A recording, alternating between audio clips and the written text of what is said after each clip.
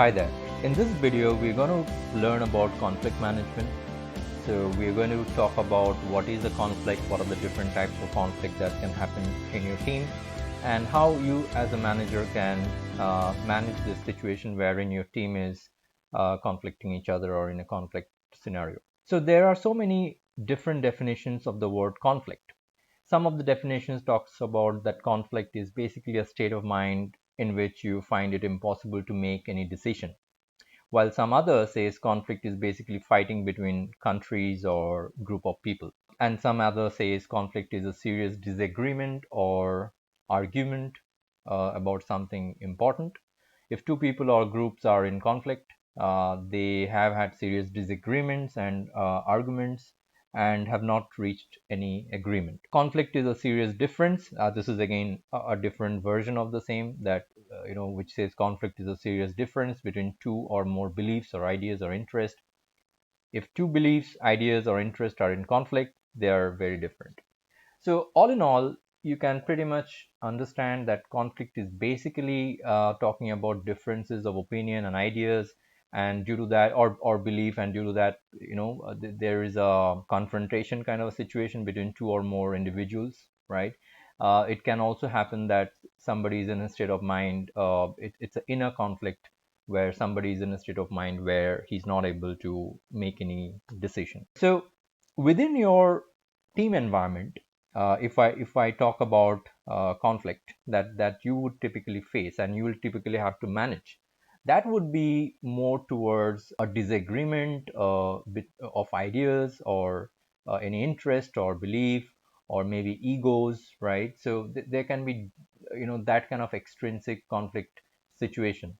The inner state of conflict, that's like a state of mind conflict, that is something that you might not have to deal with so much, but that's also a thing wherein coaching becomes an important part. But we are going to focus about the conflict situation that can happen in your team in a real life situation. So there are basically two types of conflict. One is good conflict, one is bad conflict. By now you might be surprised that what can be a good conflict. Conflict is always bad, that what we were thinking about, right? But it's important for us to understand that there can be a situation where a conflict can bring good to the team, or bring good to the society. So let's see what's a good conflict is all about. A good conflict is basically a conflict of ideas, different ideas and different thoughts. And this is a situation wherein people are arguing, having a conflict, regarding some different ideas that they have. One person might have one idea and the other person has some other idea, and they're kind of discussing about which one to go for. We're discussing the pros and cons, right? So that kind of a conflict situation in the team is always good, because when you are in a good conflict situation, there would be a cross pollination of ideas that will happen. That's a tremendous advantage, that everybody will be able to vet out the pros and cons of different ideas.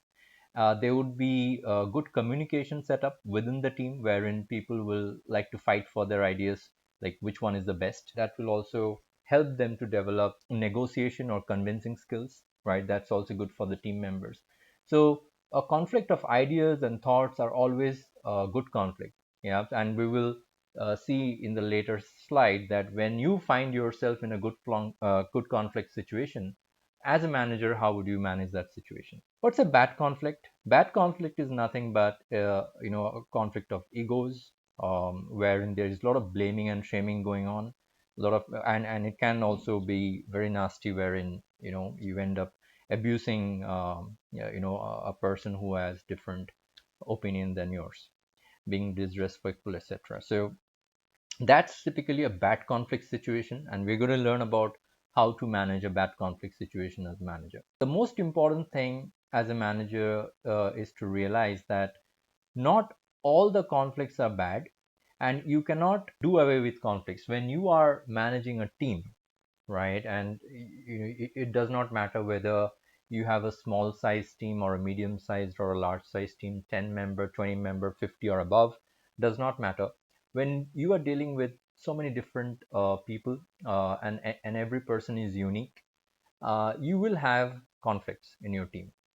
Some of the teams are well functioning smooth machines, so they might have less conflict, but on a day-to-day situation, every team will have conflict. Even in your family you have conflicts, right? So when you are brought up with your sisters and brothers, and if you are having conflicts with them, with whom you have stayed for 20 years, 25 years, then do understand when people are coming across from diverse region, and with diverse upbringing, diverse culture, and put together in a team, then of course conflict cannot be done without. Let's see, when you find yourself in a good conflict situation as a manager, what how you can manage that. So when you find yourself in a good conflict situation, if the conflict is good, then allow it to thrive and grow.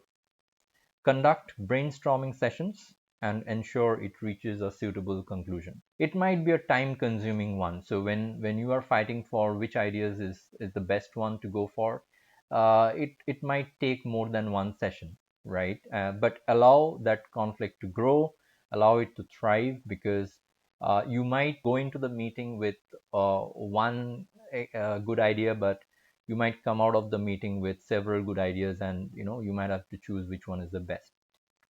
Do remember that high performing teams, right, will always have more conflict than low performing teams. Yeah, that's a law of nature, because when you have a high performing team, that basically means most of your people are taking initiatives, most of your people are more in the star group, right, or maybe in the busy bee group.